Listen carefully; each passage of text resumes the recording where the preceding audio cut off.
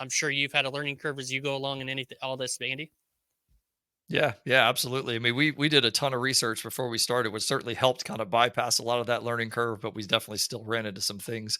Like I didn't know anything about UPCs. I didn't know anything about, what needed to be on the labels. I mean, those are things you have to find out because Yep.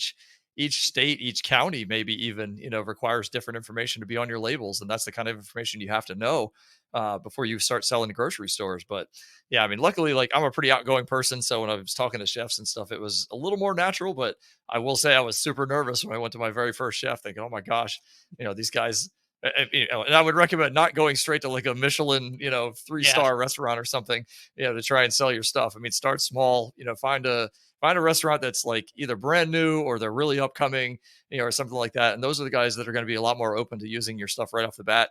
If you go to like a family restaurant where they're serving like crappy food and it's all like they don't really have a head chef necessarily, it's just a bunch of people who know how to cook, you're probably not going to get much stuff in there. You might, don't get me wrong, but your best bet is try and find like that mid-level restaurant to start with and work your way up, and then that way, once you get to the point where you're in a really well-known established restaurant, then you can start telling the other chefs you talk to, hey, I'm in this restaurant already. I'm already supplying these guys. They know that chef most likely. They can reach out to them and talk to them.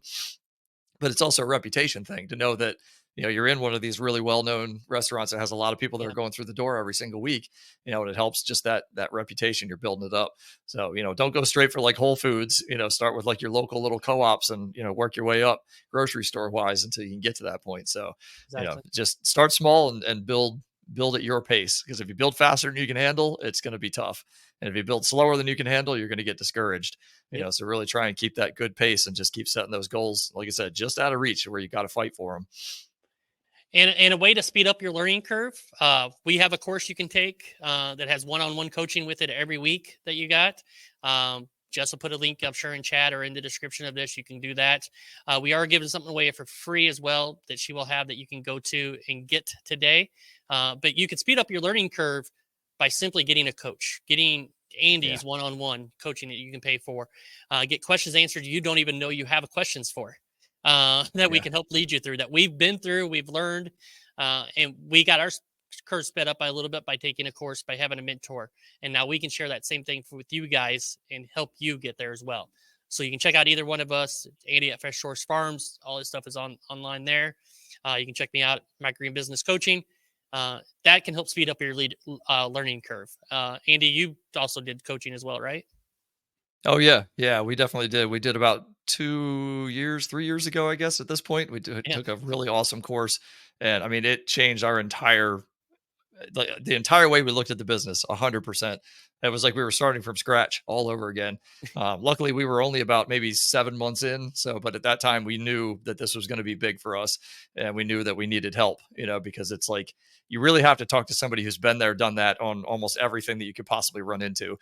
So we spent the time trial and erroring our way through a bunch of different things. But when you talk to a coach, you get to bypass that entire trial and error session and go straight to actually producing and selling and making money. That's really the goal. I mean, it's an investment. It's Don't think of it as like, oh, this is an expense I got to spend. You're literally investing in coaching, which is going to save you months, if not years of time, to learn what you need to learn to actually do this at this level. So it's definitely worth it. So yeah, definitely Mike and I are certainly open to doing that. We both offer different approaches as far as how we do coaching, Yep. but they're both equally as effective. And I know there's some people that have taken both of our courses, and they both have really enjoyed both of it. Because I mean, Mike's going to tell you things that I'm not going to think of, and I'm going to tell you things that Mike's not going to think of. Yep. Just how it goes. So, And we the each more do coaches you something a can little have, the more different. mentors. Yeah, exactly. So there's Yep. just a little bit difference of what we do, and I've learned from multiple people. I didn't just have one coach. Yeah. I have coaches for doing business stuff to do our coaching stuff. I have coaching. I have coaching for doing YouTube. I have coaching for microgreens. I have a lot of coaches in my life. You can't never have too many coaches. No, definitely not. And you'll find they're all well worth the money when you actually go down that road. Believe me. Yes. Yes. Speed you up.